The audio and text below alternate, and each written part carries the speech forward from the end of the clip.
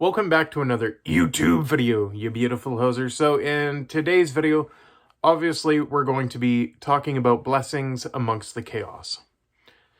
As I'm certain you've already read the title, you kind of figured that's what this was about. You're 100% correct. However, I'm also going to go back to an older video of mine that I did a couple months back called How to Be Okay When Things Are Not Okay. So this video is pretty much going to be more or less that. But I am going to split this into two different parts for a couple of different reasons. One of them, the second video, is going to be more religious, and this one is going to be more or less teetering, not completely away from that, because that I'm going to use scripture and a bunch of other stuff to reinforce my points. This one, I'm not going to do that in, so that's the reason why I'm just giving a full disclaimer here, because there is a portion of people that are subscribed that are religious, and I have another portion that aren't, and I know there are certain people that don't want to hear religious beliefs and stuff, which I understand, because there are a lot of different, what's the word I'm looking for here? I'll just say different belief systems. We'll go with that. So, anyways, going back to a video that I made a couple of months ago called How to Be Okay When Things Are Not Okay. And I'm going to state for the obvious purpose of, just like I stated in that video, this video is not going to be for everybody. It's not a one-size-fits-all kind of mentality I'm going to go into this video with here. Because for obvious reasons, everybody goes through different things in life. Everybody has different experiences. Everybody has different pains. Everybody has different likes and dislikes. But overall, the blessings amongst the chaos, what I'm going with here is things that can easily be considered blessings. We're not going into the path of, well, how should I feel like I'm being blessed if I lost a family member, a loved one, a boyfriend, a girlfriend, best friend, so on and so forth. We're going to be teetering away from that because, in all honesty, I cannot do that justice, mainly because I do not have the personal experience. Although, if you guys have been on this channel for long enough, you're already aware that I have lost both of my parents. So I can talk somewhat from that standpoint, but once again, my situation could be very and vastly different than yours. So, once again, it's more or less, I can say it, but it may not necessarily apply to you. Now, I'm going to try my best to make the stuff apply to as many people as I can possible. However, that's just the way it is. So, the first thing to look at, as I stated in the other video, which if you haven't watched it, please go and do it, because okay, Shima's Puck, let's end it there. Yeah, so, look at the things around you. There's always blessings amongst the chaos. For some people, it is having somebody to talk to. You may feel like they're venting, but in all honesty, they may need somebody to talk to, and you just might be the closest person to them. So, if they're opening up to you, don't push them away, because obviously there's something in their life that is bugging them, and they just want to have somebody to talk to. That is a blessing in disguise in itself. And whether or not you agree with how they feel, doesn't matter, because everybody's going through different things. But for a lot of people, it's just they need somebody to talk to. And sometimes it's bouncing off ideas off of one another. Other people, it's just, hey, this is how I'm feeling. I just want to tell somebody I hurt. My heart is broken, and I'm not all right. For other people, the blessings, this person's not in pain anymore. This person's not hurting others. This person's healed from their sickness. I have food on the table. I'm able to provide for my family. I'm able to drink water. I still have my teeth. I'm not dead. I'm hurt, but I'm still alive. So, going from that standpoint, And we're going to deter a little bit into bullying here. So, for those that are feeling suicidal due to bullying in school, because I know there are some kids on this channel, and in all honesty, I wish I could tell you a lot more, but I can't. Because your life is going to be vastly different than mine. Some of you may have these problems, some of you may not. But always, if you're feeling suicidal, just remember that everybody hurts in their own ways, and everybody grieves in their own ways. The person that's bullying you, they may have something in the background of their life that's making them act this way. I'm not saying I condone what they're doing. What I am saying is they may also be hurting. And in retaliation, most people who are hurting hurt others. And knowing that and being the person they're bullying to the point where you feel suicidal, like nothing's going your way, nothing can seem right. I think this also applies to those of you who aren't necessarily being bullied either, but you're just feeling real down on your luck. There's always blessings around. There's so many resources out there to help you. There's also people out there that legitimately care about you. You may not realize it. However, they're doing their best to try and be a part of your life. And if you lose that light, a light goes out with them. Because that light that you were shining in their life is no longer there.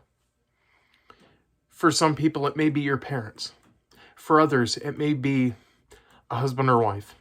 It may be your children. It may be an aunt, uncle, brother, sister, what have you. It may be a best friend. There's always at least one person that cares about you in this world. And to be honest, that's all you really need. That is a true blessing in disguise.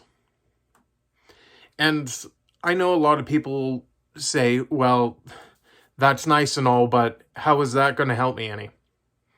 Yes, there's one person that cares about me, but a lot of people treat me like dirt.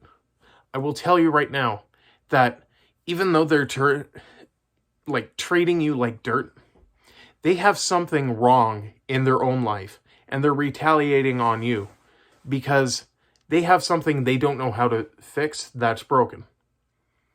And they're looking at you because they thought, well, this person's already down on their luck and hurting them makes me feel better. It doesn't help you, no, does it? No, it really doesn't help you, the fact that they're doing that. Because, once again, hurt people hurt people. Those of us who are hurting in ways that we don't understand, we accidentally hurt the ones close to us. And it's as simple as that. Now, other people may be teetering around the point of, well, why should I feel blessed that I just lost a loved one? What do I really have to be grateful for? Once again, I can't tell you how you should feel. I can only help try and point at something, but I'm not here to tell you how exactly you should feel. Because my circumstance could be a lot different than your circumstance. My points could be a lot different than your points of view. So, in reality, everybody has different things to be blessed in and amongst the chaos. Now, there's a lot of things that are extremely difficult to find the blessings amongst the chaos. For example, terrorist acts. What blessing am I going to find there? I honestly can't tell you off the top of my head. There are certain things that we condone and certain things that we can't condone. Do we condone a bunch of people going and terrorizing a bunch of people? No. No, we don't.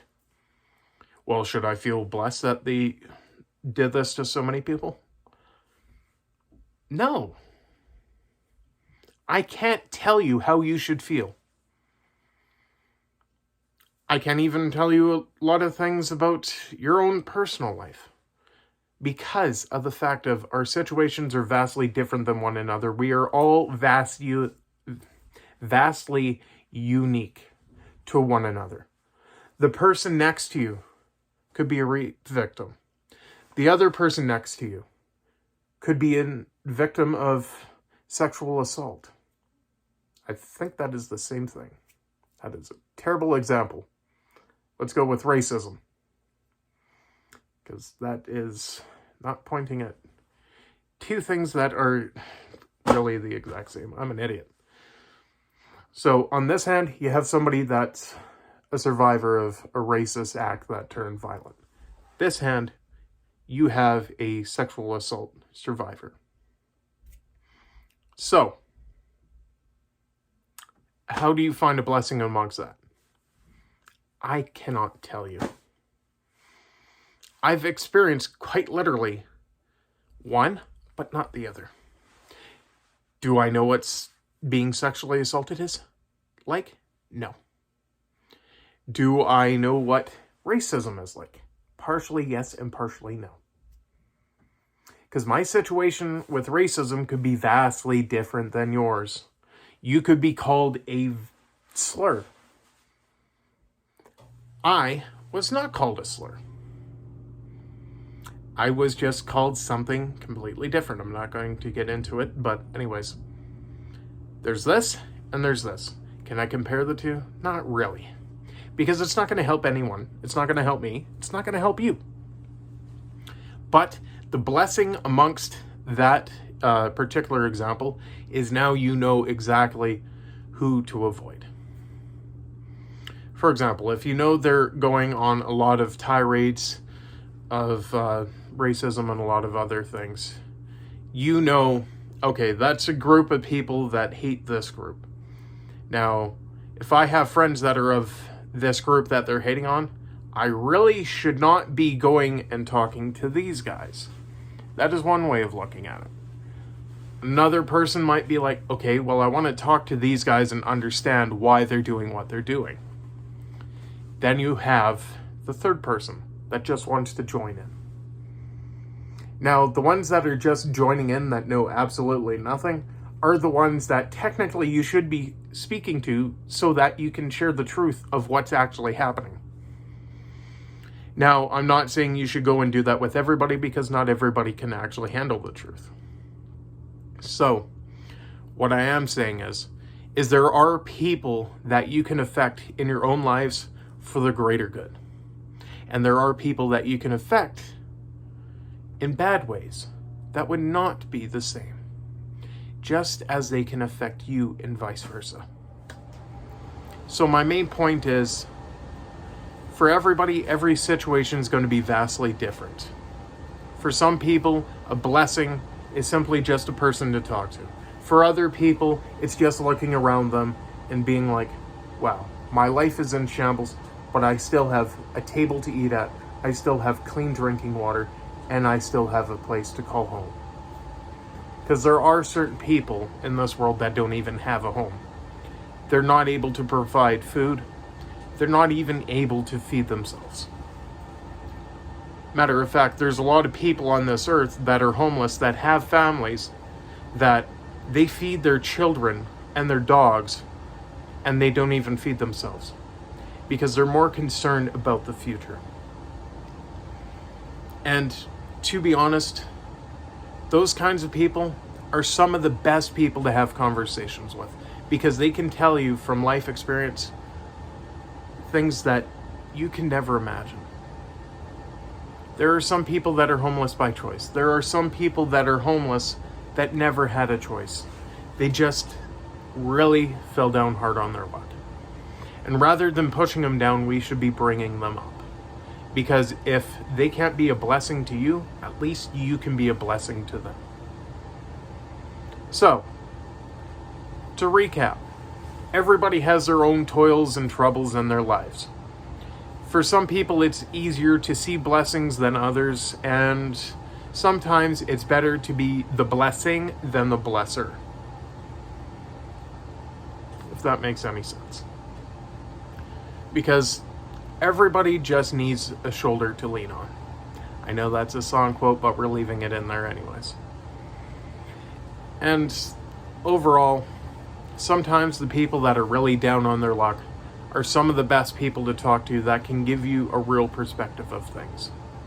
They can show you things and tell you things that you never would have thought that could happen to you.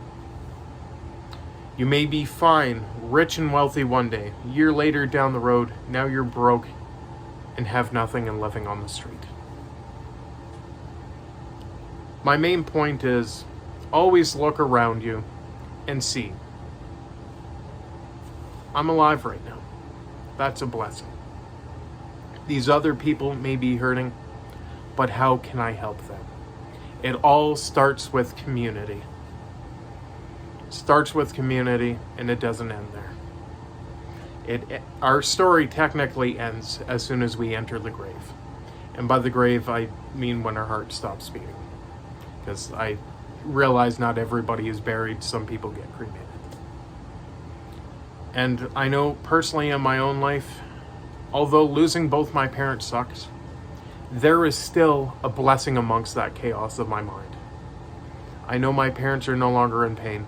My father no longer has mental issues. One of the last things that I remember my father telling me is, I don't know why I'm hurting those that I love and why I'm pushing them away. And for my mom, she told me when she was on hemodialysis and just came home, what kind of life is this? I'm hooked up to a machine and the machine's keeping me alive. I don't want to live like this. Some people are just hurting to the point where they don't want to hurt you, but they don't want to show that they're hurting. And sometimes those are the people that we really need to look at because they need the most help. And overall, sometimes it's just best that you are the helper.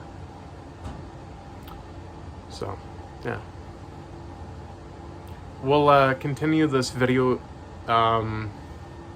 sometime in the future in the next coming weeks here. I don't know exactly when I'm planning on recording it. And I know this is my 9th time trying to record this to keep it under 20 minutes. But overall, I hope you guys all have something to take away from this. I know I've been going over the same points over and over again, and it seems like I'm rambling on. Because that is true.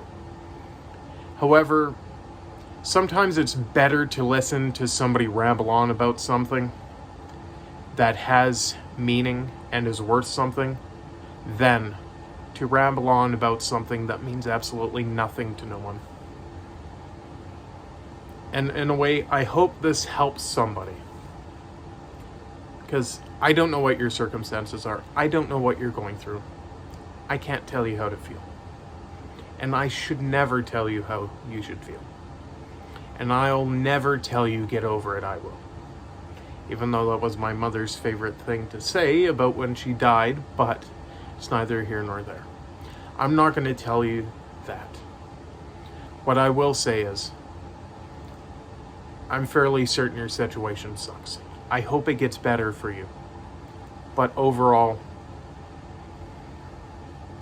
I hope for those around you that they can show you the comfort and kindness that you deserve. Because everybody deserves comfort and kindness. Nobody deserves hate and mental anguish. Not a single person. For dust we once were, and unto dust we shall return.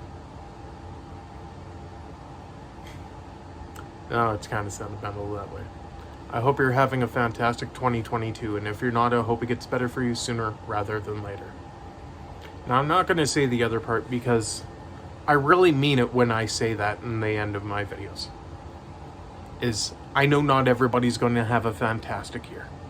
But what I do hope is it turns around for you sometime. And I hope it's soon and not later down the road.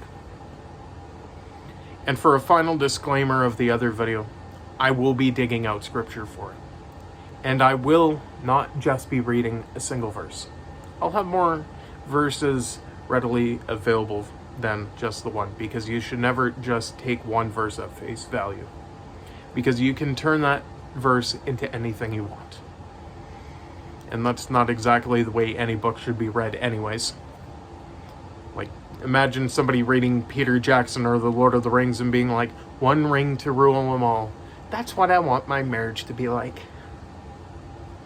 Yeah, that kind of can mean a lot of different things. So anyways, once again, I hope if you're going through pain and trouble, that something turns around for you sooner rather than later. And I will see you in the next video.